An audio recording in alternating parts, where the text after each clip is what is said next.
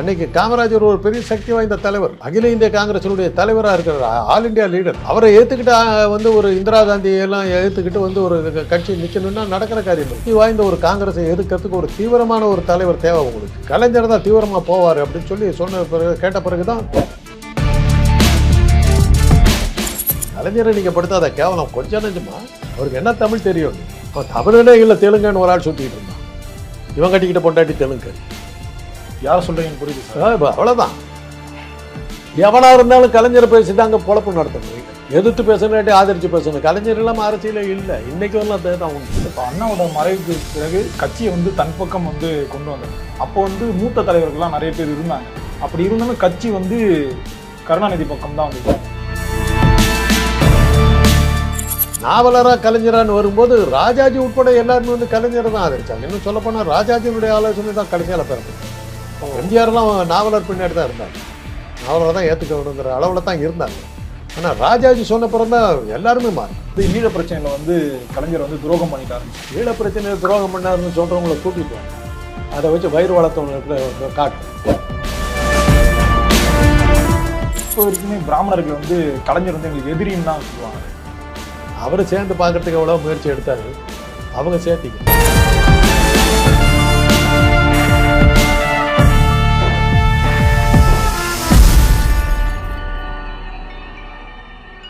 மக்களை அன்பு வணக்கம். இன்றைய நமது சிறப்பு நேர்காணலில் நம்முடன் இருப்பவர் மருத்துவர், அரசியல் விமர்சகர் திரு காந்தராஜ் அவர்கள். சார் வணக்கம். எப்படி சார் இருக்கீங்க? முத்தமிழ் அறிஞர் கலைஞர் அவருடைய பிறந்தநாள். நீங்கள் வந்து கலைஞரை பார்த்த அந்த உயர்ந்த தருணம் பற்றி சொல்லுங்கள். என்னை பொறுத்தவரையில் கலைஞர் நான் சின்ன வயசுலேருந்தே எனக்கு அவரை தெரியும். எப்படின்னா, பராசக்தி படம் வரும்போது எனக்கு வந்து 10 வயசு. அந்த பராசக்தி படம் எனக்கு ஏற்படுத்தின ஒரு தாக்கம் சாதாரண தாக்கம். ரெண்டாவது, எங்கள் குடும்பமே திராவிட இயக்கத்தை சேர்ந்தவங்க, பெரியாரால் வளர்க்கப்பட்டவர்கள். அதனால் எங்கள் குடும்பத்தில் வந்து திராவிட இயக்கத்தை கருத்துக்கள்லாம் எல்லா காலத்திலுமே உண்டு. திராவிட நாடு பத்திரிக்கை வாங்குவோம். எங்கள் வீட்டில் செய்தி பத்திரிக்கை விடுதலை பேப்பர் தான் வாங்குவோம், மெயில் தான் வாங்குவோம். அது மாதிரி இருந்ததுனால எங்களுக்கு எங்கள் அப்பா வந்து ஜஸ்டிஸ் பார்ட்டியில் சேலத்தினுடைய தலைவர்களில் ஒருத்தராக இருந்தார். அதனால் பி.டி. ராஜன் போன்றவர்கள், பனகல் மகாராஜா போன்றவர்கள்லாம் எங்கள் வீட்டுக்கு வருவாங்க. ராஜாக்கள்லாம் வந்துட்டு போவாங்க. பனகல் ராஜாவெல்லாம் எங்கள் வீட்டுக்கு சாதாரணமாக வந்துட்டு போவாங்க. பொப்பிலி ராஜா இவங்கெல்லாம் வந்துட்டு போவாங்க. அந்த அளவுக்கு பழக்கம். பெரியார் எங்களுக்கு வந்து ஒரு பெரிய விஷயமே கிடையாது. அவர் ஓய்வு எடுக்கணுன்னாக்கா வந்து எங்கள் வீட்டில் வண்டியை நிறுத்திட்டு இந்த ஈஸ்டாரில் படுத்து கொஞ்ச நேரம் ரெஸ்ட் எடுத்துகிட்டு சாப்பிட்டு போயிடுவார். அது மாதிரி இருந்துக்கிட்டதுனால அண்ணாவனுடைய வேலைக்காரியே எங்களுக்கு இது இருந்தது. பட் வேலைக்காரி வந்தபோது நான் ரொம்ப சின்ன பையன், 49 ஏறத்தாழ ஒரு 7 வயசு, 7 வயசில் வந்தபோது. அதனால் அந்த படத்தினுடைய தாக்கங்கள் அவ்வளோவா தெரியலை. பட் அப்போவே வந்து வேலைக்காரி படத்தை வச்சுக்கிட்டு எவ்வளோ பெரிய விஷயமெல்லாம் எங்கள் வீட்டில் பேசிக்கிட்டு இருப்பாங்க. அந்த படத்தை பேசிக்கிட்டு இருப்பாங்க. பராசக்தி வந்தபோது பள்ளிக்கூடத்தில் படிச்சுக்கிட்டு இருக்கார், 3ஆம் கிளாஸு என்னமோ படிச்சுக்கிட்டு இருக்கும்போது இந்த படம் வந்தது. அத்தனூண்டு பையனாக இருக்கும்போதே முதல் நாளே படம் பார்க்குற பழக்கம் எங்களுக்கு உண்டு. அந்த காலத்திலேயே இந்த பராசக்தி படத்தை நான் பார்க்கல. பராசக்தி வருகிறதுன்னு அந்த பேலஸ் தியேட்டர்னு சேலத்தில் ஃபேமஸ் தியேட்டர், ஒரு வருஷமாக ஸ்லைடு போட்டுக்கிட்டு இருந்தாங்க. அந்த சிவாஜி இப்படி வச்சுக்கிட்டு இருக்கிற மாதிரி ஒரு போஸு, பராசக்தி வருகிறதுன்னு ரொம்ப நாள் அந்த ஸ்லைடு. அந்த படம் வந்தபோது அந்த ஸ்லைடே எங்களுக்கு வெறுப்பு தட்டி போச்சு. அது மூஞ்சி ஆளையவனோ மூஞ்சி மாதிரி இருக்குது அப்படின்னு. ஸ்கூலுக்கு பராசக்தி தீபாவளி அன்றைக்கி ரிலீஸு. தீபாவளி லீவ் முடிச்சுட்டு ஸ்கூலுக்கு போகிறேன். யார் பார்த்தாலும் பராசக்தி வசனத்தை பேசிக்கிட்டு இருக்காங்க. எவனை பார்த்தாலும் அந்த இது தாண்டவ கோணை பாட்டு பாடுறாங்க. என்னடானாக்கா சீனை சொல்ல ஒரு மாதிரி ஆகிப்போச்சு. காலையில் பூரா இது மாதிரி ஆகிட்டு இருந்து மத்தியானத்தில் என்ன சொன்னாங்க, சாப்பிட்டுக்கிட்டு இருக்கும்போது பராசக்தி படம் வந்து இன்றைக்கி இருக்கிற ஆளுங்கட்சியை ரொம்ப தாக்கிறதா இருக்கிறதுனால பேன் பண்ணிட போகிறாங்களாம் அப்படின்னு சொல்லிட்டாங்க. நான் ஸ்கூல் முடிஞ்சு வீட்டுக்கு போன உடனே எங்கள் அப்பாக்கிட்ட, எங்கள் அப்பா டென்னிஸ் ஆடுவார், அது அந்த லிட்ரரி சொசைட்டிக்கு பக்கத்தில் தான் பேலஸ் தியேட்ரு. இந்த மாதிரி இந்த பராசக்தின்னு ஒரு படம் வந்துருக்கு தான், அதை பேன் பண்ணிவிடுவாங்களாம். திமுகவை பற்றி நிறையா பேசுறதுனால பேன் பண்ணிவிடுவாங்கன்னு சொல்கிறாங்கன்னு யாரா சொன்னார்? நான் ஸ்கூலில் சொன்னாங்க.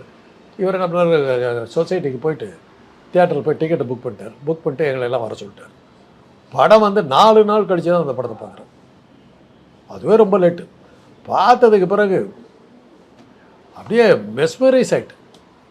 அப்போ அந்த 4ஆம் கிளாஸ் படிக்கும்போது பராசக்தி கோர்ட்டு சீனை நம்ம வந்து சரியாக பேசலைன்னா சிரிப்பாங்க. டேய் அவனுக்கு பராசக்தி வசனம் தெரியலடா. பராசக்தி வசனம் தெரியல யாரான அந்த அளவுக்கு ஒரு பெரிய பயங்கரம். அந்த வசனம் ஞாபகம் இருக்கா சார்? ஓரளவுக்கு ஞாபகம் இருக்குது, ஓரளவுக்கு தான் ஞாபகம் இருக்குது. கோர்ட்டில் சந்திக்க ஒரு நான் ஒன்று புதிய நீதிமன்றம் பல வழக்குகளை சந்திக்க நானும் ஒன்றும் புதிய ஆளும் இல்லை அப்படின்னு ஆரம்பிக்கும். ஓடினாள் ஓடினாள் வாழ்க்கையின் ஓரத்திற்கு பகட்டு என் தங்கையை துரத்தியது ஓடினாள், பகல் வேட்சையின் தங்கையை துரத்தியது ஓடினாள், பக்தி என் தங்கையை துரத்தியது ஓடினாள், ஓடினாள் ஓடினாள் வாழ்க்கையின் ஓரத்திற்கே ஓடினாள். இந்த ஓட்டத்தை தடுத்திருக்க வேண்டும் என்ற சட்டத்தை நீட்டுவோர் தடுத்தார்களா? வாழ விட்டார்களா என் தங்கை கல்யாணியை? குற்றவாளி யார் வழக்கு தானே சொல்ல ஒரு இது என் வழக்குத்தான். அப்படித்தான் தங்கையின் வழக்கு, என் தங்கையின் வழக்கு. குளத்தில் இருக்கிற மீன் அழுக்கை சிந்து குளம் சுத்தமாகுது என்பதற்காக தடாகத்தை சுயநலத்தில் பொதுநலம் கலந்துருக்கிறேன். என்னுடைய வழக்கம் பிடித்தான். அதே மாதிரி தான் எஸ்எஸ் ராயன் ஒரு டைலாக் பேசுவார். அரகரா என்று நம்முடைய குரல் ஆண்டவனுக்கு கட்டி பிரயோஜனம் இல்லை, ஆள்பவனுக்கு அரசாங்கத்தை கட்ட வேண்டும். பிளாட்ஃபார்மில் படுத்திருக்கும்போது போலீஸ்காரர் வந்து அடித்து எழுப்புவார். யாரா பிளாட்ஃபார்மில் படுத்துவங்கள எந்திரிடா, சட்ட விரோதம் தெரியுமா கேட்பார். அந்த மாடு செஞ்ச புண்ணியம் கூட இந்த மனுஷன் செய்யலையா? அப்போ தான் அந்த டைலாக் வரும். என் சிங்க திருநாடு நீ சிலந்தி கூடாக மாறி இது எத்தனை நாளாய், வந்தாரையெல்லாம் வாழ வைக்கும் தாய் திருநாடு சொந்த நாட்டானை சுரண்டுவது எத்தனை நாளாய், உயர்ந்த கோபுரங்கள் தாழ்ந்த உள்ளங்கள். என்ன வசனங்கள், என்ன வசனங்கள். அந்த கடைசி சீனில் எஸ்எஸ்ஆர் சொல்லுவார், நான் ஆலமரத்தடி ஏரிக்கரை இந்த மாதிரி குளத்தங்கரை இப்படியெல்லாம் பழகிட்டேன், எனக்கு இந்த பங்களா வாசம்லாம் சரியாக வருது, நான் அங்கே ஆலமரத்தடிக்க போகிறேன், பிளாட்ஃபார்முக்கே போகிறேன் பாரு. பண்டரிபாய் சொல்லுவாங்க, பிளாட்ஃபார்மில் இருக்கவங்களாம் பங்களாவுக்கு வரணும்னு நினைக்கலாமே, அதுதானே சரியான விஷயம். கம்யூனிசம். பிளாட்ஃபார்மில் இருக்கவங்க மாளிகைக்கு வரணும், அது கம்யூனிசம். ரொம்ப சுலபமாக சொல்லிட்டேன். இல்லாதார் இல்லை என்ற வார்த்தைகள் வருகின்ற வரையில் போராடி தருவோன்னு நல்லவர்கள் வாழ வேண்டும், எல்லோரும் இன்பற்று இருக்க வேண்டும், அந்த கடைசி பாட்டுலாம். அது மாதிரி ஒவ்வொரு இதுவும் பர்மாவில் வந்து கப்பலில் வந்து இறங்குவார், இறங்கி டாக்ஸியில் ஏறுவார். ஒரு பிச்சைக்காரன் ஓடியாந்து, ஐயா தர்மசாமிம்மா தமிழ்நாட்டின் முதல் கொள்ளை ரொம்ப நல்லா இருக்குப்பா. எப்படி வசனங்கள், எப்படி வசனங்கள். அந்த என் தங்கை காட்டிலும் மேட்டிலும் நான் கணக்குமணி கட்டில, என் தங்கை கல்யாணம் கஷ்டப்படும்போது நான் எப்படி இங்கே இருப்பேன்னு சொல்லிட்டு எந்திரிச்சு போவார். பண்டரிபாய் நிறுத்திடுவாங்க. உன் தங்கை கல்யாணி என்ற ஒரு தங்கையை பற்றியே கவலைப்படுகிற எத்தனை கல்யாணிகள் இந்த நாட்டில் வாழ்கிறார் என்று தெரியுமா? உன்னை ஏமாற்றி உன்னுடைய இருந்த பணத்தை எல்லாம் பறித்து உன்னை நடுத்தரில் நிறுத்தினாலே ஒரு மோசக்காரி, அவளை நான் பாராட்டுகிறேன். இல்லை என்றால் உன் தங்கை கல்யாணியை பற்றி மட்டும் கவலைப்படுகின்ற ஒரு சுயநல ஒரு பேர்வழி இன்றைக்கி இந்தியா தமிழ்நாட்டில் வாழ்கின்ற எத்தனை கல்யாணிகளை பற்றி கவலைப்பட வைத்ததற்கு காரணம் அந்த பெண் தான். இப்போதான் தெரிந்து கொள், உன் கல்யாணியோட வாழ்க்கை முடிந்து விடவில்லை. நீ பரதேசி என்றால் நீ மற்றவர்களாம் பரதேசி என்றால் நீ திருவோடு இல்லாத பரதேசி. முதலில் ஒரு கொள்கையை ஏற்றுக்கொள் அப்படின்பா வசனங்கள். அதே மாதிரி மனோகரா படத்தில் புருஷோத்தமரே, புரட்டுக்காரின் உருட்டு வெளியில் உலகத்தை காண்பவரே, என் தாய் அறநெறியின் பிறப்பிடம் அறநெறி இருப்பிடம் அவளை தவித்த உங்கள் நாக்கை அறுத்தெறிவேன். புறநானூற்றின் புகழை மறைக்க வந்த புழுதி காற்றே ஓடும், கால் பிடரில் ஈடுபட ஓடும். ஏன் அவமானமாக இருக்கிறதா? வீரர்களின் கூர் வாளை சோதித்து கொண்டிருந்த இந்த வீரர்கள் இந்த வித்தாரக்கல்லியினுடைய வீரர்களை அல்லவா பார்த்து கொண்டிருக்கிறது. புருஷோத்தமர் போரிலே புலி, வாழெடுத்த வையம் நடுங்கும். இன்றைக்கு இந்த சித்து வேலைக்காரருடைய கண்களில் மயங்கி கிடக்கின்றமா போய்கிட்டே இருக்கும் டைலாக். கடைசி சீனில் வந்து அந்த வில்லனுடைய மகன் கத்தியில் குத்துப்பட்டு இறந்து சாவை கிடப்பான். மனோகரன் கதாநாயகன் மடியில் கிடப்பான். அண்ணான்னு தான் கூப்பிடுவான். கடைசி சீனு, அண்ணா நீ தான் ஆள வேண்டும், அதாவது ராஜா ஆகணும், அதை சொல்கிற அப்படி. அண்ணா நீ தான் ஆள வேண்டும், நீ தான் இந்த நாட்டை ஆள வேண்டும் அண்ணா, நீ தான் உங்கள் மக்களால் ஏற்றுக்கொள்ளப்பட்டவங்க அண்ணா, நீ தான் ஆள வேண்டும். திமுக ஆட்சிக்கு வரணுங்கிறத சொன்னவர். என்ன சொல்ல வர்றீங்க? தொழிற்சங்கவாதிகள்ங்கிற பேரில் எப்படியெல்லாம் ஊழல் பண்ணிகிட்டு இருந்தானுங்க, தொழிற்சங்கவாதிகள் எப்படி சுயநலவாதிகளாக இருக்காங்கன்னு சொல்லி திரும்பி படத்தில் காட்டுவாங்க.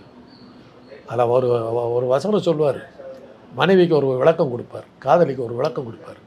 வானத்திலே பல நட்சத்திரங்கள், ஒரே நிலவு. ஒரு ஆணுக்கு ஆயிரக்கணக்கான பெண்கள் இருக்கலாம், நிலவாக ஒருத்தி தான் இருப்பாள். அந்த மாதிரி டைலாக் சொல்லுவார். உள்ளே போய் முதலாளிகிட்ட போவார். தொழிலாளிகள் உங்களுடைய கோரிக்கைகளையெல்லாம் நான் முதலாளியிடம் பேசிவிட்டு நல்ல தீர்ப்போடு வருகிறேன் அப்படின்னு சொல்லிட்டு உள்ளே போவார். உள்ளே போய்ட்டு முதலாளிகிட்ட வந்து என்ன வந்திருக்கேன் பாரு, உங்கள் பொண்ணை எனக்கு கல்யாணம் பண்ணி கொடுக்குறீங்களா இல்லையா பாரு. கதாநாயகன் இதுக்காக வந்திருக்கிறேன். ஆமாம், அதுக்கு தான் வந்திருக்கேன். பொண்ணை இப்போ கல்யாணம் பண்ணி கொடுக்கலன்னா இப்போ தொழிலாளி போராட்டம் நடக்கணும். இந்த மிரட்டலாம் வச்சுக்க நான் பொண்ணை கட்டி கொடுக்க முடியாது. வெளியே வருவார். இந்த முதலாளி வெறிபிடித்த முதலாளியிடம் பேசினேன், உங்களுக்காக வாதாடினேன், போனஸ் கொடுக்க வேண்டும் என்பதற்காக நாங்கள் ரத்தம் சிந்துவோம் என்றெல்லாம் சொன்னேன், ஏற்க மறுத்து விட்டார், ஸ்ட்ரைக் அப்படிம்பார். போலித்தனமான முதலாளிகள். இது மாதிரி எவ்வளவோ சொல்லிக்கிட்டே போகலாம். காரணம் கலைஞருடைய வசனங்களை வந்து அதெல்லாம் இலக்கியங்கள் ஒவ்வொரு வரியும் இலக்கியங்கள். சரி, இப்போ அண்ணாவோட மறைவுக்கு பிறகு கட்சியை வந்து தன் பக்கம் வந்து கொண்டு வந்தார். அப்போ வந்து மூத்த தலைவர்கள்லாம் நிறைய பேர் இருந்தாங்க. அப்படி இருந்தமே கட்சி வந்து கருணாநிதி பக்கம் தான் வந்து. இதுக்கான காரணம் என்ன? எம்ஜிஆர் கூட இருந்ததுனால. அதே உலகத்தில் நீங்கள் எங்கே பார்த்தீங்கன்னாலும் அப்படி தான் இருக்கும். லெனின் வந்து ரஷ்யாவுடைய தலைவராக வந்தபோது லெனின் வந்து முக்கியமாக எடுத்த ட்ராட்ஸ்கியை தான் தலைவராக வச்சார். ஸ்டாலின் இதுக்கு அடுத்த தலைவராக தான் இருந்தார். ட்ராட்ஸ்கியை வந்து லெனின் உடம்பு சரி, அண்ணா கதையே தான். ஆட்சிக்கு வந்து 1.5 வருஷத்தில் லெனினுக்கு பாரிசவாய் வந்து படுத்துட்டார். அண்ணா எப்படி இப்போ 1.5 வருஷத்தில் விழுந்தாரோ அதே மாதிரி விழுந்தார். அந்த நேரத்தில் நாவலர் கலைஞர் இருக்கிறவங்க அங்கே வந்து ட்ராட்ஸ்கியும் ஸ்டாலின் இருந்தாங்க. மக்கள் ஸ்டாலின் தான் எடுத்துக்கிட்டார். ட்ராட்ஸ்கியை எடுத்துக்கிட்டார். ட்ராட்ஸ்கி ஊரை விட்டு போயிட்டார், நாட்டை விட்டு போயிட்டார். அதே தான் நாவலராக கலைஞரான்னு வரும்போது ராஜாஜி உட்பட எல்லாருமே வந்து கலைஞரை தான் ஆதரிச்சாங்க. இன்னும் சொல்லப்போனால் ராஜாஜியினுடைய ஆலோசனை தான் கடைசியால் பெறப்பட்டது. எம்ஜிஆர்லாம் நாவலர் பின்னாடி தான் இருந்தாங்க, நாவலரை தான் ஏற்றுக்க வேணுங்கிற அளவில் தான் இருந்தாங்க. ஆனால் ராஜாஜி சொன்ன பிறகு தான் எல்லாருமே மாறினாங்க. அன்னைக்கு காமராஜர் ஒரு பெரிய சக்தி வாய்ந்த தலைவர், அகில இந்திய காங்கிரஸினுடைய தலைவராக இருக்கிற ஆல் இண்டியா லீடர். அவரை ஏற்றுக்கிட்டு வந்து ஒரு இந்திரா காந்தியெல்லாம் ஏற்றுக்கிட்டு வந்து ஒரு கட்சி நிற்கணும்னா நடக்கிற காரியம் இல்லை. அதை தான் சொன்னார். அப்படிப்பட்ட ஒரு சக்தி வாய்ந்த ஒரு காங்கிரஸை எதிர்க்கிறதுக்கு ஒரு தீவிரமான ஒரு தலைவர் தேவை உங்களுக்கு. அந்த இடத்துல நெடுஞ்செழிய நாவலர்லாம் வந்து கொஞ்சம் சாத்வீகமாக பேசக்கூடிய ஆட்கள், கொஞ்சம் மிதவாதிகள். சரியாக வராது. கலைஞர் தான் தீவிரமாக போவார் அப்படின்னு சொல்லி சொன்ன பிறகு கேட்ட பிறகு தான் அத்தனை எம்எல்ஏக்களுக்கு வந்து கலைஞருக்கு தான் போட்டார். 3 எம்எல்ஏக்களை தவிர மிச்சம் எல்லாருமே வந்து கலைஞர் தான் சப்போர்ட் பண்ணார். அந்த நேரத்தில் வந்து எங்களை போன்ற மாணவர்கள் மத்தியில் சில கருத்து கணிப்பெல்லாம் இது பண்ணாங்க. அப்போலாம் வந்து திமுகலாம் நான் இன்றைக்கி ஒரு கட்சியில் இருந்ததில்லை. அன்றைக்கி எங்களுக்கெல்லாம் ஒரு பேர் இருந்தது, திமுக சேர்ந்த மாணவர்கள் பேர். எங்களையெல்லாம் கூப்பிட்டு விசாரித்தாங்க. நாங்கள் எல்லாருமே கலைஞர் பக்கம் தான் நின்றோம், கலைஞர் பக்கம் தான் நின்றோம். அதனால தான் கலைஞர் வந்தார். ஒரு சாமர்த்தியசாலிங்கிற முறையில் தான். நாவலருடைய சாமர்த்தியத்தை நம்ம குறைச்சி மதிப்பிடலை. நாவலர் வந்து எப்போயுமே ரொம்ப ஆழ்ந்து சிந்திக்கக்கூடியவர். ஒரு வேகப்பட மாட்டார். அதாவது பக்க விளைவுகள் என்னங்கிறதெல்லாம் யோசிப்பார். அரசியலில் அந்த பக்க விளைவெல்லாம் யோசிச்சுக்கிட்டு போனோம்னா வேலைக்கு ஆகாது. Come what May when you hit and to death அப்படின்னா, அடிக்கிறதுன்னு முடிவு எடுத்துட்டா சாவரவர்லாம் அடி. அதுதான் விவேகானந்தர் சொன்னது. எழுமின் வெளிமின் வெற்றி கிடைக்கும் விடாமல் போரிடுங்கள் அப்படிங்கிறது தான் விவேகானந்தர் சொன்னது. போராட்டம் வந்துருச்சுன்னா பக்க விளைவுகளை பற்றி பார்க்க முடியாது. நம்ம பக்கம் சில பேர் சாகத்தான் செய்வான். ஒருத்தன் கூட சாகக்கூடாதுன்னா போராட்டத்துக்கு போக முடியாது. அது நாவலர் வந்து பக்க விளைவுகளை பார்த்து யோசிக்கிறவர் அது. ஆனால் நீண்ட காலத்துக்கு அது பலன் தரும். உடனடி பலன் நமக்கு தேவைன்னாக்கா இன்றைக்கி இருக்கிற சூழ்நிலையில் ஒரு நோயாளி வந்து ஒரு கிரானிக் பேஷண்ட்டுன்னு வச்சுக்கோம், அக்யூட் பேஷண்ட்டுன்னு வச்சுக்கோம். அக்யூட் பேஷண்ட்னா ஒரு ஹார்ட் அட்டாக்கில் வர்றானாக்கா நாங்கள் யோசிச்சுக்கிட்டு இருக்க முடியாது.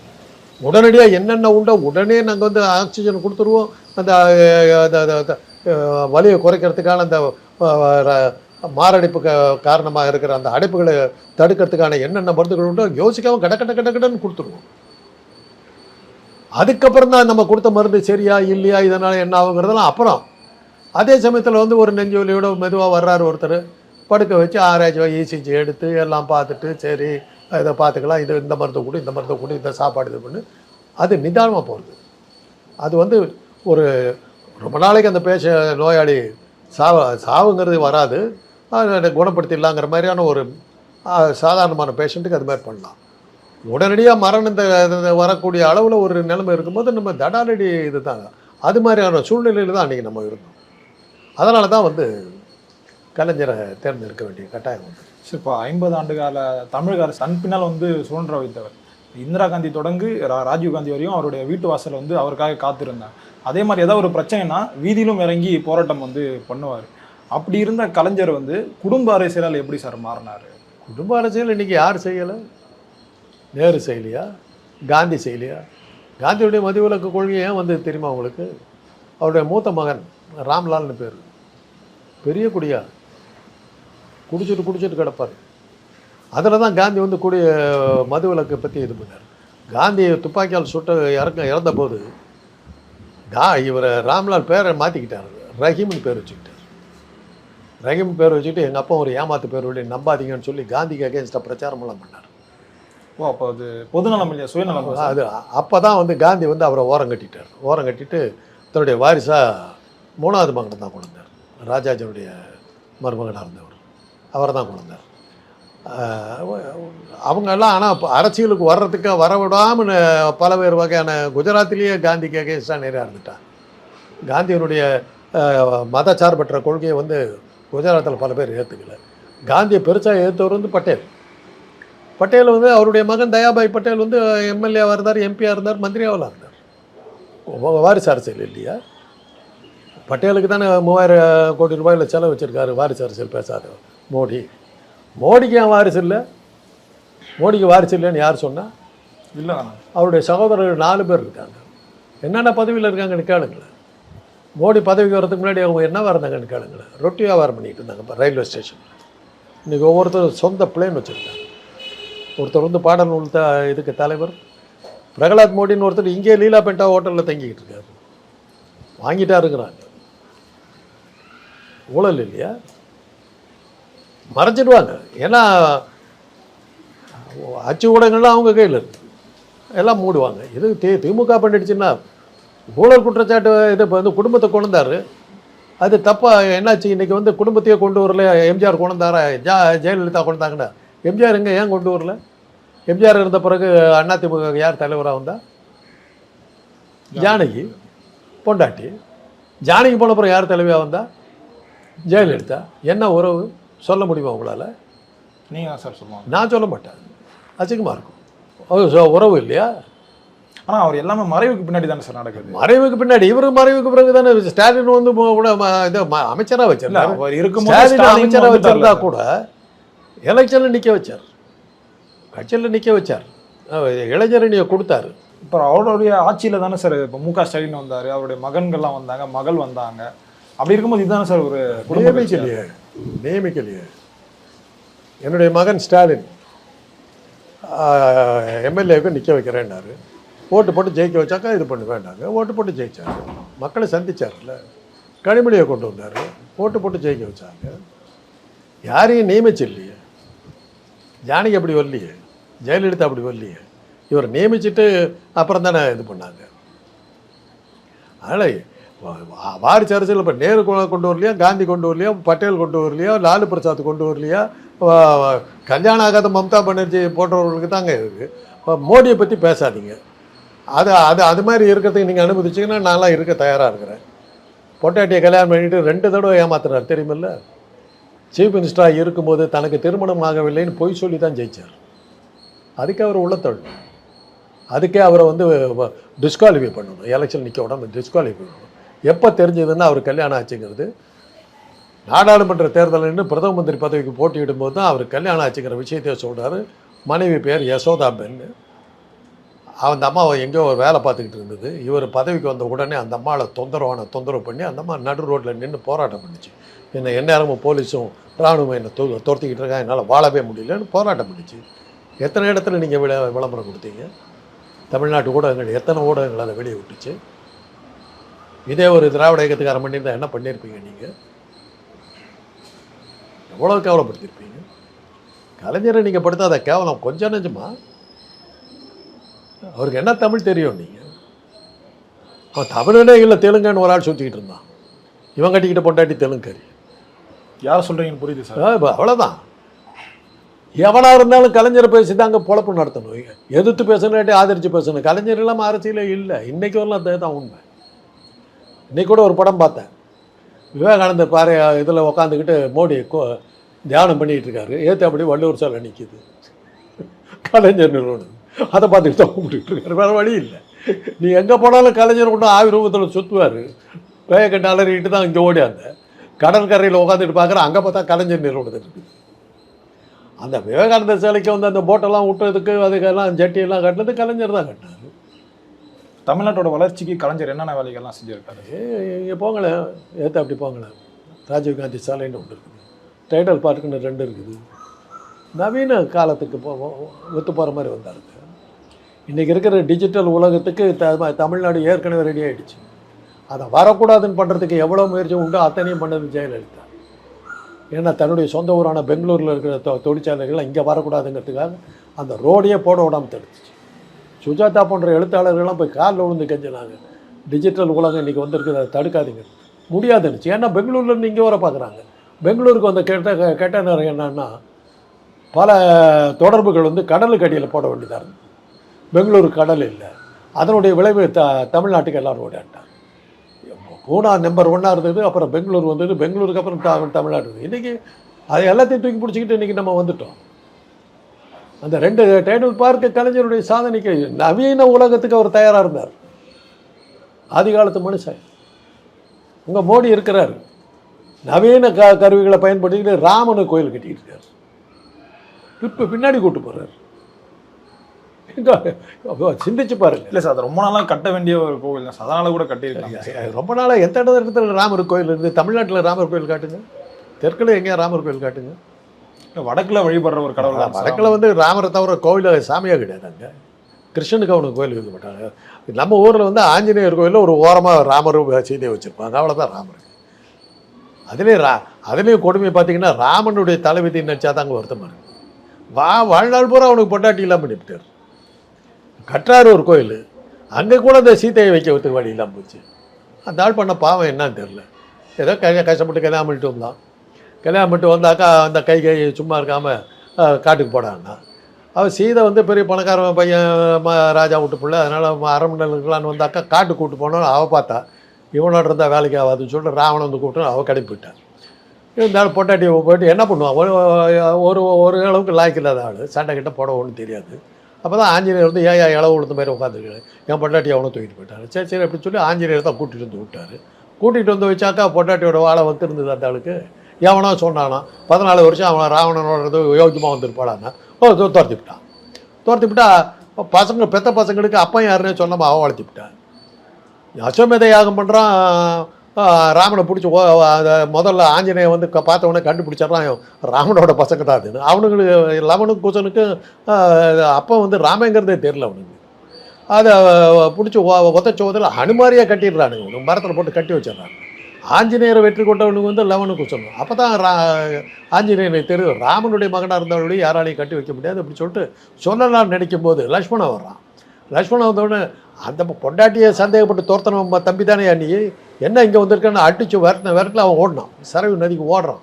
ஏன்னா தம்பியும் துரத்தி விட்டு ஆஞ்சநேயனை கட்டிவிட்டானுங்க. யாரா இவனுங்கன்னு வந்து பார்த்தாக்கா இவன் தான் இதுன்னு உடனே அப்பன்னு அவனுக்கு கவலைப்படல. அடிக்கிற அடியில் உத வாங்க முடியாமல் தடுமாறி போய் ராமன் லட்சுமணன் 2 பேரும் போய் சரவி நதியில் விழுந்து தற்கொலை பண்ணிட்டு சாவறாங்க. அதை நாகரிகமாக என்ன சொல்கிறாங்கன்னா தேவர்கள் வந்து தூக்கிட்டு போனாங்க. கடலில் ஆற்றுல விழுந்து செத்து போயிட்டான். சரவி நதியில் விழுந்து செத்து போயிட்டான். அவனுக்கு கோயிலை கட்டுறாங்க. அப்போவாது அந்த சீதையை சேர்த்து வைக்கலான்னு மோடிக்கிட்டு யோசனை வந்து அவருக்கு யோசனை வந்தது. சீதைக்கு கோயில் கட்டினாக்கா நம்மளை யசோதா பெண்ணோட சேர்த்து வச்சாலும் வச்சுருவாங்க. என்னத்துக்கு ஒம்பு பார்த்தாரு. பாலராமன் சீதைக்கு எங்கடா கட்டுவீங்கன்னாக்கா அப்போ இப்போ சொல்கிறாங்க பாஜகக்காரருங்க சீதை வந்து அயோத்தியில் இருந்ததை விட சிலோனில் இருந்தது தான் ரொம்ப ஜாஸ்தி. 14 வருஷம் ராவணனோட தான் இருந்தது. அதனால் கச்சத்தீவில் கட்டலான்ட்டு திமுகன்ற கட்சியில் இருந்தால் நிறைய கட்சிகள் வந்து பிரிந்து ஒரு பெரிய கட்சியாக மாறி இருக்காங்க. இப்போ அதிமுக ஒரு பெரிய கட்சியாக இருக்குது. அதே மாதிரி மதிமுக வந்து பிரிந்து ஒரு காலகட்டத்தில் இவங்க எல்லாருமே ஒன்றா இருந்தாங்க. பின்னால் வந்து எப்படி சார் பிரிகிறாங்க? கட்சியினுடைய வளர்ச்சிக்கு அதெல்லாம் தேவைப்படுது. பல தலைவர்கள் வரும்போது ஒவ்வொரு தலைவனும் தன்னுடைய இண்டிவிஜுவாலிட்டியை இது பண்ணுறதுக்கு எனக்கு நான் வந்து இப்போ பிரமாதமாக எல்லாம் செய்கிறேன் எல்லாமே பண்ணிகிட்டு இருக்கேன் போது எனக்கு வாய்ப்பே கிடைக்கலன்னும் போது நான் வெளியே போகிறதுக்கு முயற்சி பண்ணுவேன். ஸோ இதன் காரணமாக தான் எம்ஜிஆர் பிரிந்து அப்படியே எம்ஜிஆர் அப்படி தான் போனார். எம்ஜிஆர் வந்து பல வகை சமயங்களில் தன்னை ஒரு எல்லாத்த விட பெரிய லீடர்னு அவருக்கு ஒரு நினைப்பு வந்தது. அண்ணாவை விட தான் பெரிய லீடர்னு அவர் நினச்சார். நம்ம நினச்சா அண்ணாவையும் ஒரு வழி பண்ணிடலான்னு அவருக்கு ஒரு ஃபீலிங் வந்தது. அதுக்கு என்ன பண்ணாருன்னா அவரை எம்எல்சி ஆக்கினார். அப்போ எம்எல்சி இருந்தது. எம்எல்சி ஆக்கிட்டு இது பண்ணிட்டாங்க. இவர் ஒரு மீட்டிங்கில் காமராஜருடைய தலைவர் அண்ணா என்னுடைய வழிகாட்டினார். கட்சிக்காரன் அத்தனை பேரும் அவர் மன்னிப்பு கேட்கணும். இது இந்த கருத்து நான் திரும்ப பெற மாட்டேன் அப்படின்னு சொல்லிட்டு தன்னுடைய கோபத்தை காட்டுறதுக்கு எம்எல்சி பதவியை ராஜினாமா பண்ணார். அவர் கெட்ட நேரம் அன்றைக்கி தான் என் கடமைங்கிற படம் ரிலீஸ் ஆகுது. மன்னாதி மன்னன் போன்ற படங்கள் எல்லாம் எடுத்த அந்த ரேடியோ ஷார்ட் பிக்சர் அவங்களுடைய படம் அது என் கடமை படம். அங்கே காலையில் ரிலீஸ் ஆகுது. மத்தியானம் எம்எல்சி ராஜினாமா பண்ணிட்டேங்கிறாரு. கிரவுண்ட் டாக்ஸிஸ் நாங்கள் ஸ்டாண்டில் படிச்சுக்கிட்டு இருக்கோம். கிரவுண்ட் டாக்ஸில் தான் படம். Morning show house full, matinee house full, சாயந்தரம் தேட்டரில் ஈக்காக்கா இல்லை. 2 நாளில் படம் காலி. இன்றைக்கி வரலாம் அந்த படம் ஓடலை. எம்ஜிஆருக்கு புரிஞ்சிச்சு அண்ணா மேலே கை வச்சோம்னா நம்ம காலி ஆகிடும். அன்னையிலேருந்து அண்ணா கிட்ட வம்புக்கு போனோம். இப்படி ஒவ்வொருத்தரையும் பரிசோதனை பண்ணார். அதே தான் வந்து மதுரையில் ஒரு மீட்டிங் நடக்கும்போது கூட்டத்தில் பாதியில் உள்ள நுழைஞ்சார். அன்றைக்கி வந்து கலைஞருடைய புகழ் கொஞ்சம் மங்கிக்கிட்டு இருந்த வந்த நேரம் எம்ஜிஆர் எம்ஜிஆர் எம்ஜிஆர்னு ஒரு ரகடாச்சு. ரகடானவுடனே பேச்சு முடிச்சு இது பண்ணும்போது கலைஞர் பேசுறதுக்கு முன்னாடி இவர் பேச்சு இறங்கிட்டு போயிட்டார். கூட்டமும் கலைஞரிச்சு. அப்போ கலைஞருக்கு புரிஞ்சுது இவர் நம்மளை ஒழிச்சு கட்ட பார்க்குறாரு. அதாவது அந்த 20 படத்தில் அதெல்லாம் காட்டுவாங்க. அந்த மணியர் ஆமாம் சார் அந்த சீரெலாம் காட்டுவாங்க. அதெல்லாம் நடந்தது. அதுக்கப்புறம் அவர் வந்து பார்த்தாரு. சரி இவர் வழியிலே போய் ஒழிச்சு கட்டிடுவோன்னு அவர் வழியிலே போனார். அவரை ஜெயிக்க விட்டார், எல்லாம் பண்ணார். அப்புறம் அவர் எல்லா இதையும் பண்ணிவிட்டு காலியானார். ஆனால் அவர் வந்து கலைஞர் மேலே ஒரு குற்றச்சாட்டு வச்சார், ஊழல் பண்ணுறாங்கன்னு சொல்லிட்டு. ஆமாம், சர்க்காரியா கமிஷன் போட்டாங்க. ஜெயிலுக்கு யார் போனா? கலைஞர் போனாரா? சர்க்கார கமிஷன் நிரூபிக்க முடியலையே. கடைசி வரல நிரூபிக்க. இன்றைக்கி வரல அந்த சர்க்கார கமிஷன் அப்படியே தானே கிடக்குது. அது இருக்கான்றதே ஒரு கேள்வி. அந்த என்ன பண்ணாங்க அவர் எம்ஜிஆர் அந்த குற்றச்சாட்டு வச்சதனுடைய விளைவு என்னாச்சு தெரியுமில்ல? கூவத்தை வந்து சீரமைச்சு அதில் படகுகளை ஓட்டுறதா இருந்தது. அதை சர்க்காரி கமிஷனில் கொண்டு படகு ஓட்டுறத ஒரு வெனிஸ் மாதிரி ஆயிருக்கும். அவ்வளோ அழகாக மாறி இருக்க வேண்டிய படகு துறைகள்லாம் வச்சு அங்கங்கே பார்க்கெல்லாம் வச்சு கோவா நதிக்கரை பூராவுமே அழகான ஒரு பிரதேசம் மாறி இருக்கும். வெனிஸ் மாதிரி ஆயிருக்கும், கோவா மாதிரி ஆயிருக்கும். அதை தடுத்த புண்ணியம் எம்ஜிஆருக்கும் ஷோவுக்கும் தான் உண்டு. விட்டுட்டார் கலைஞர். அதை போங்கடான்னு விட்டார். வீராணை ஏரியிலேருந்து தண்ணி கொண்டு வரதுக்கு மிகப்பெரிய குழாய்கள்லாம் கொண்டு வந்திருந்தார். அது கொண்டு இருந்தாக்கா சென்னையினுடைய தண்ணீர் பஞ்சமே இருந்திருக்கா, நம்ம கிருஷ்ணாவுக்கோ இதுக்கோ நம்ம கையேந்தி இருக்க வேண்டிய அவசியம் இருந்திருக்கு. அதையும் நிறுத்திவிட்டாங்க. 2 வகையில் தமிழ்நாட்டுக்கு துரோகம் தான் பண்ணார் எம்ஜிஆர். அந்த அதுக்கப்புறம் அந்த சர்க்காரிய கமிஷனில் வந்து தேவையில்லாத குற்றச்சாட்டு வச்சதுனால அந்த வீராணை கான்ட்ராக்ட் எடுத்த சத்யநாராயணங்கிறவர் தற்கொலை பண்ணி இறந்து போனார். இதெல்லாம் தான் அதனுடைய விளைவுகள். கலைஞர் ஒன்று நிரூபிக்கவே முடியல. ஆனால் இவ்வளவு குற்றச்சாட்டையும் சொன்ன அந்த அதிமுகவுடைய தலைவியாக இருந்த ஜெயலலிதா தமிழ்நாட்டிலேயே ஊழல் குற்றச்சாட்டுக்காக ஜெயிலுக்கு போன ஒரே முதலமைச்சருங்கிற பட்டத்தோடு இறந்து போனோம். A1 குற்றவாளிங்கிற பேரோட இறந்து போனது ஜெயலலிதா. ஆனால் எம்ஜிஆர் இருக்க வரைக்கும் கலைஞரால் ஜெயிக்கவே முடியலையே சார். ஒவ்வொரு 1 லட்சம் வாக்கு வித்தியாசத்தில் ஜெயிச்சார். அடுத்த தடவை 80,000 வாக்கு வித்தியாசம். அதுக்கு அடுத்த தடவை 50,000 வாக்கு வித்தியாசம். ஒவ்வொரு தடவையும் பார்த்தீங்கன்னா அவருக்கு உடம்பு சரியில்லாமல் படுத்தார், நோயில் படுத்தார். இப்படி தான் தப்பிச்சார். அவர் சிம்பத்தி ஓட்டு தான் வந்தார். கடைசியாக அவர் ஜெயிச்ச போது என்ன சொன்னாங்க? இந்திரா காந்தி அங்கே கொல்லப்பட்டார். சொல்கிறாங்களே நோவையும் சாவியும் பார்த்தா நம்ம ஓட்டு போட்டோன்னு. அதைத்தான் அந்த ரமணா படத்தில் சொல்லுவார், அந்த விஜயகாந்த் படத்தில், you Tamils you are all emotional idiots அப்படிப்பா. உணர்ச்சி வசப்படுறவங்களே தவிர புத்தியை யூஸ் பண்ண மாட்டீங்க. ஈரோடு தமிழன்பன் நல்ல கவிதை ஒன்று எழுதியிருந்தாருங்க. தலைவனுக்கு சிறை, தற்கொலை செய்து கொண்டோம். தலைவனுக்கு நோய், தீயிட்டு மாண்டோம். இப்படி தனி மனிதருக்காக இறந்தோமே தவிர தத்துவங்களுக்காக நாங்கள் செத்ததில்லை. தமிழனுக்கு வாழத்தான் தெரியாது என்று நினைக்காதீர்கள், சாகக்கூட அவனுக்கு தெரியாதுன்னு எழுதினார். இதை வச்சு தான் எழுதினார். ஆனால் இப்போ அதிமுக தரப்புலேருந்து ஒரு வாதம் ஒன்று சொல்லுவாங்க சார், ஊழலுக்காக ஆட்சி கலைக்கப்பட்டதே கலைஞரோட ஆட்சின்னு. ஊழலுக்காக கலைக்கலையே, எமர்ஜென்சி எதிர்த்தாருங்கிறதுக்காக தான் கலைச்சான். அதுக்காக தான் கலைச்சாங்க. அப்போ எங்கள் அண்ணன் மந்திரியாக இருந்தார். இதெல்லாம் வந்து இந்த அச்சு ஊடகங்கள் வந்து அண்ணா இதை வந்து கேவலப்படுத்துறதுக்கு எழுதுனது. இவனுங்க மாதிரி எமர்ஜென்சி வந்தபோது காலில் விழுந்த எவன் இருந்திருக்கான்? அன்றைக்கி வந்த ஒரு வார பத்திரிக்கை எமர்ஜென்சி வந்த உடனே ரயில் டைமுக்கு வருதான், சூரியன் டைமுக்கு வருதான், சந்திரன் டைமுக்கு மறையுதான், டைமுக்கு மழை பெய்யுதுன்னா தலைங்க எழுதுன கூட்டம் ஒன்று இருந்தது. ஏன்னா உள்ளே போயிட போகிறோன்றா இவனுக்கு தான் எமர்ஜென்சியை பற்றி கலைஞர் எதிர்த்து நின்னார். ஃபெர்னாண்டஸ் போன்ற இந்திரா காந்தியால் தேடப்பட்ட தலைவர்கள்லாம் வந்து தமிழ்நாட்டில் அடைக்கலம் போயிருந்தாங்க. அந்த மாதிரி சொல்லிச்சு. குஜராத்தும் தமிழ்நாடும் ஒரு தனி தீவாக மாறிடுச்சு. ஒரு கார்ட்டூன் ஒன்று போட்டார் முரசொலியில். இந்திரா காந்தி இருக்கிறாங்க, அவங்க முகம் கொஞ்சம் கொஞ்சம் கொஞ்சம் கொஞ்சமாக மாறி ஹிட்லர் மாதிரி மாறுது. அதில் வந்த கோவத்தில் தான் ஆட்சியை கலைச்சாங்க. அதுக்கு இவங்க விட்டானுங்க சர்க்காரிய கமிஷனுக்காக. சர்க்காரிய கமிஷனுக்காக ஒன்றுமே ஆகலை. இன்றைக்கி வந்து சர்க்காரிய கமிஷன் அப்படியே தான் இருக்குது. இவனுங்க சொன்ன இவங்களால் தூக்கி விடப்பட்ட இந்த சனாதன கூட்டத்தால் தூக்கி விடப்பட்ட ஜெயலலிதா தான் தமிழ்நாட்டிலேயே முதலாக அல்லது ஒரே ஆள் முதலமைச்சராக இருந்தவர் ஊழல் குற்றச்சாட்டுக்காக ஜெயிலுக்கு போய் செத்து போனவர் அவர் ஒருத்தர் தான். இன்னும் சொல்லப்போனால் அந்த சனாதன கூட்டத்துக்கு இன்னொன்று சொல்லலாம். பிரதம மந்திரியாக இருந்து ஊழல் குற்றச்சாட்டுக்காக கோர்ட்டில் போய் நின்ன ஒரே பிரதம மந்திரி நரசிம்மராவுங்கிற ஐயங்கார் தான். இதெல்லாம் அவங்க சனாதன கூட்டத்துக்கு நம்ம சொல்லுவோம். சரி, இப்போ அதே மாதிரி வைகோ வந்து பிரிஞ்சு போகும்போது 1/3 வந்து கூட கூட்டிகிட்டு போயிட்டார். ஏறத்தாழ மாவட்ட செயலாளர் பாதி பேர் போயிட்டாங்க. 2-3 பேரை தவிர மிச்சம் எல்லாருமே போயிட்டாங்க. ஒரு 3 பேர் போயிருந்தாக்கா கலைஞருடைய தலைமை பதவி போயிருக்கு. அந்த அளவுக்கு வைகோ பெரிய டேமேஜ் பண்ணார். அப்படி இருந்த கட்சியை வந்து எப்படி சார் இப்போ வரைக்குமே ஒரு அசைக்க முடியாத ஒரு கட்சியை மாற்றி வச்சிருக்காங்க? எல்லாத்தையும் ஒழிச்சு கட்டினதுக்கு காரணம் ஜெயலலிதா தன்னை அறியாமல் ஹெல்ப் பண்ணாங்க. அவரை 1 வருஷம் ஜெயிலில் வச்சுருந்த வைகோவை ஜெயிலில் வச்சிருந்த ஜெயலலிதா அந்தம்மா கூட போய் கூட்டணி சேர்ந்தார். அவருக்கு அதை கந்தலாகி போச்சு. ஒன்றுமே இல்லை, ஒன்றும் பண்ண வேண்டியதில்லை. கலைஞர் விட்டு பிரிஞ்சு போய் அதிமுக வச்சவரும் அதோட அவங்க கதை கத்தலாயிடும். அவ்வளோதான்.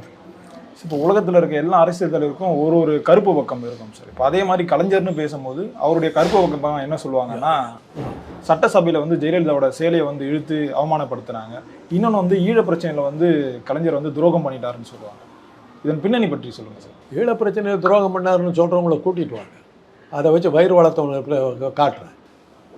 என்ன நடந்தது சார்? அது ஈழ பிரச்சனையில் அவர் வந்து 4 தலைவர்கள் இருந்தாங்க. ஏன்னா எங்கள் வீட்டுக்கு ஏற்ற அப்படி தான் பிரபாகரன் இருந்தால் அப்படி எங்களுக்கெல்லாம் ரொம்ப நெருங்கின ஆட்கள். எங்கள் வீட்டில் தான் அந்த 4 தலைவர்களும் உட்காந்துருப்பாங்க. ஒரு கேலண்டரே போட்டோம், ஈழ விடுதலை போராளிகள்னு சொல்லிட்டு ஒரு கேலண்டர் போட்டோம். 4 பேர் ஒன்றா உட்காந்துருக்கு. எங்கள் வீட்டில் தான் ஒன்றா சாப்பிடுவாங்க. பிரபாகரன், உமா மகேஸ்வரன், ஸ்ரீ சபாரத்னம், பத்மநாபா 4 பேர் எங்கள் வீட்டில் தான் இருப்பாங்க. எங்கள் வீடு இல்லாட்டி ஆப்போசிட்டில் இருந்த புலமைப்புத்தன் வீடு. இவங்க எல்லாத்துக்கும் வீடு வந்து 2-3 வீட்டை வந்து வாடகை இலவசமாக கொடுத்தவர் வந்து நெடுமாறன் ஐயா. இவங்க தான் ஏழை போராளிகளுக்கு இதாக இருந்தவங்க. அவங்களுக்கு கேஸ் ஸ்டவ் வாங்கி கொடுக்குறது, அரிசி பருப்பு வாங்கி போடுறது நாங்கள் தான் பண்ணோம். காசி ஆனந்தம் வந்து ஒரு பெரிய கஷ்டத்தில் இருந்தபோது எங்கள் அண்ணன் தான் நிதி வசூல்லாம் பண்ணி கொடுத்தாரு. கலைஞர் தலைமையில் தான் இவ்வளவும் பண்ணிச்சு.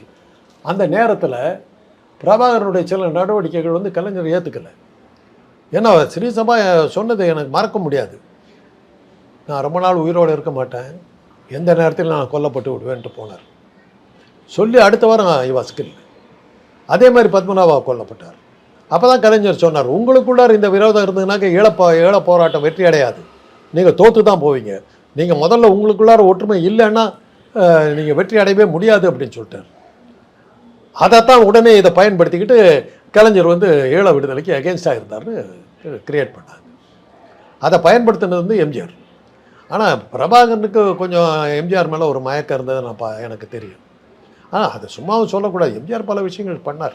ஏன்னா அவரே சொல்லியிருப்பாரு, தலைவர் என்று நம்பி வந்தோம், அவர் எங்களுக்கு எதுவும் உதவலை. ஆனால் நடிகர் என்று நம்பி வந்தோம், அவர் வந்து எங்களுக்கு உதவி பண்ணார். இவர் நடிகர் கொடுத்ததை வாங்கினார், உதவியாக தானே சார் வாங்கினார். கலைஞர் கொடுத்ததை வாங்க மறுத்தார். ஆனால் கலைஞர் பல விஷயங்கள் நம்ம சொல்லலாம், வேண்டாம், எனக்கே ஆபத்தாக முடியும். ஏன்னா என்னுடைய நண்பர் மோகன், டாக்டர் மோகன், அவர் கரூர் பக்கத்தில் வாங்கல்ங்கிற ஒரு ஊரில் அவருடைய நிலங்கள் இருந்தது. அங்கே தான் விடுதலை புலிகளுடைய பயிற்சி முகாமெல்லாம் அங்கே தான் இருந்தது. இலவசமாக அந்த நிலத்தை கொடுத்து அவருக்கு எல்லாம் பண்ணார். இந்திரா காந்தியினுடைய ஆதரவோடு அதை செஞ்சார். அப்போ அவர் வந்து என்னை அடிக்கடி சந்திப்பார். சந்திக்கும் போது அவர் சொன்னபோது, படிக்கும்போது உனக்கு இந்த ஆர்வமெல்லாம் இருந்தது இல்லையா? அது என்ன 2 பேத்துக்கு என்னன்னாக்கா, கிளாஸில் ஒன்று அவர் ஃபஸ்ட்டு வருவார், இல்லாட்டி நான் வருவேன். ஸ்கூலில் படிக்கும்போது எங்கள் 2 பேத்துக்குள்ளார அந்த கடுமையான போட்டி. அதில் என்ன, எங்கள் பிரின்ஸ்பாலுக்கு நாங்கள் கிறிஸ்தவ பள்ளியில் படித்தோம். கிறிஸ்தவ ஃபாதர் புஷ்பநாதர்னு அவர் சொல்லுவார், பிராமண பசங்களையெல்லாம் தூக்கி அடிச்சுட்டு ஒரு நான் பிராமின் பசங்க 2 பேரும் எப்படி படிக்கிறீங்கன்னு கேட்பார். அதில் அவருக்கு ரொம்ப மகிழ்ச்சியாக இருக்கும். அந்த அளவுக்கு பிராமண பசங்களுக்கு சவால் விட்டுக்கிட்டு படித்தவனுங்க நாங்கள் 2 பேர். அந்த தொடர்பு எங்களுக்கு இருந்தபோது அவன் அந்த மோகன் இவ்வளோலாம் பண்ணிகிட்டு இருந்த அந்த மோகன் ஒரு நாள் கொல்லப்பட்டான். அப்போ தான் எங்களுக்கு ஓரளவுக்கு புரிஞ்சுது, இதில் நம்ம ரொம்ப தீவிரமாக இருந்தால் நமக்கு அதே தான் கதி. எனக்கெல்லாம் சிபிஐ இதெல்லாம் வந்து என்கொயரியெல்லாம் பண்ணாங்க. பிரபாகரனுக்கு எனக்கு மத்தியில் அவங்க சொன்ன ஒரு பாயிண்ட் வந்து எனக்காக நான் பெருமையாக நான் சொல்லிக்கொள்ள முடியும். அவங்க 4ஆக பிரிஞ்சிருக்கிறாங்க. ஈழ விடுதலை போராளிகள் 4 தலைவர்கள் இருக்காங்க. ஆனால் அந்த 4 பேருக்கும் யாரா டாக்டர்னு கேட்டால் ஒன்று சொல்கிறாங்க. அது எப்படின்னு கேட்டாங்க. சிபிஐ என்னை கேட்டது அதுதான். அந்த 4 பேருக்கு நீ தான் டாக்டருங்கிறாங்க. நான் அவங்க தலைமை யார் அடிச்சுக்கிட்டா எனக்கு என்ன வந்தது? என்னை பொறுத்தவரை ஈழ விடுதலை வரணும். அதில் எம்ஜிஆர் இந்த விஷயத்தில் பல விஷயங்களில் இருந்தார். நாட்டை பிரித்து கொடுப்பார் பிரபாகரனர். பட் அது ஸ்ரீசபாவெல்லாம் கொல்லப்பட்ட போது கலைஞர் வந்து நின்ட்டார். அது சரியாக வராதுன்ட்டார். அடுத்தது வந்து இவர் அமிர்தலிங்கத்தை எல்லாம் கலைஞர் ஆதரித்தார். அது வந்து விடுதலை புலிகளுக்கு இது பண்ணல. இதை வச்சுக்கிட்டு தான் பின்னாடி வந்த இதை கலைஞர் வந்து எதிர்ப்பாக இருந்தார்ன்ற கதையை கட்டு விட்டதெல்லாம் அதுக்கப்புறம் விடுதலை புலிகளை வச்சுக்கிட்டு பொழப்பு நடத்தின ஒரு கூட்டம் தான் பங்களாவாசிகளாக மாறிட்டு பசி தாங்க மாட்டான் அப்படின்னு சொல்லிட்டு போராட்டத்தையும் விட்டுட்டு வந்தாருலாம் கதை விட்ற ஆளுங்கள்லாம் தான் இந்த கதையை விட்டவங்க.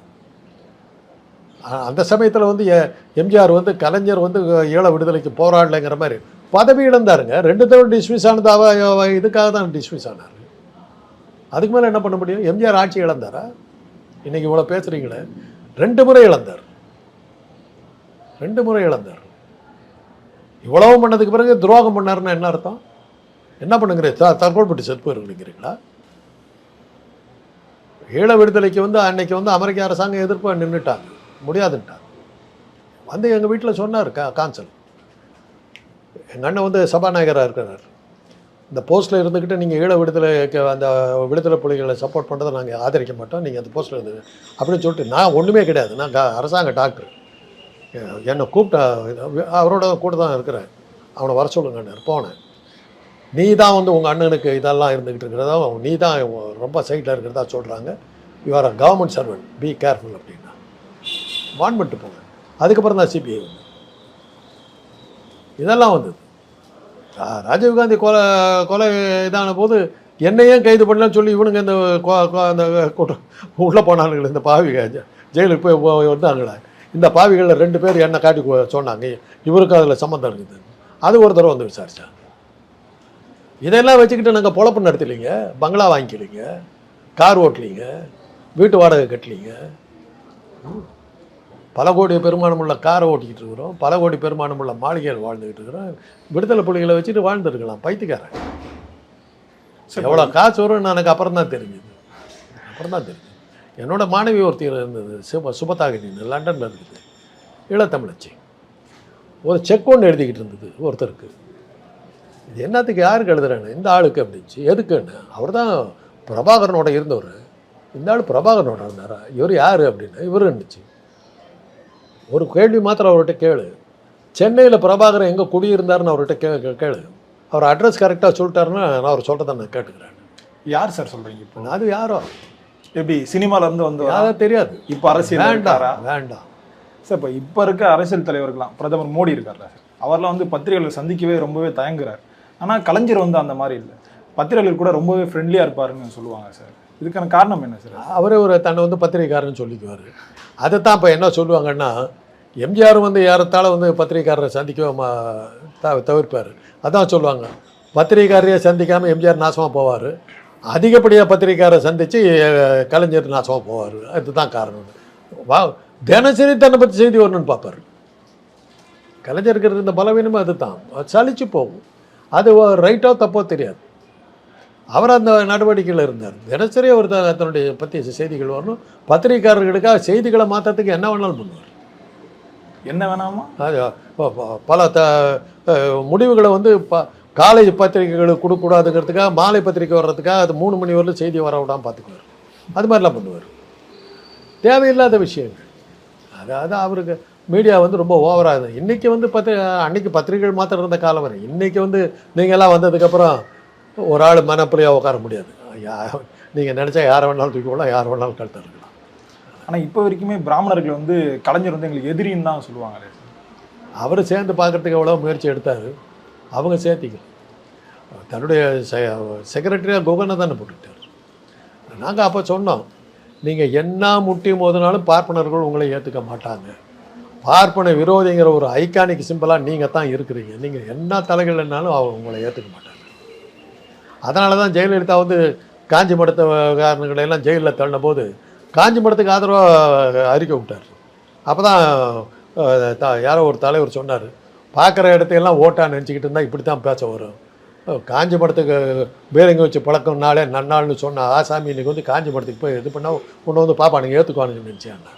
அதான் நடந்தது. எந்த காரணத்தை முன்னிட்டு கலைஞர் வந்து பிராமணர்கள் ஏற்றுக்க மாட்டாங்க. எந்த காரணத்தை, ஏன்னா தங்களை ஒழிச்சு கட்டது அவர் தான்ற ஒரு இது அவங்க